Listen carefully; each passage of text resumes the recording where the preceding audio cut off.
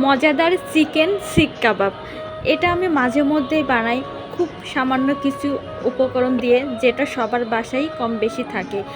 আমি এখানে একটু আদা, রসুন, পেঁয়াজ বাটা, টেস্টি মশলা এবং জিরের গুঁড়া আর শুকনো মরিচের গুঁড়া দিয়ে আমি খুব ভালোভাবেই একটু টমেটোর সস দিয়ে ম্যারিনেট করে 10 মিনিট রেখে দিয়েছিলাম।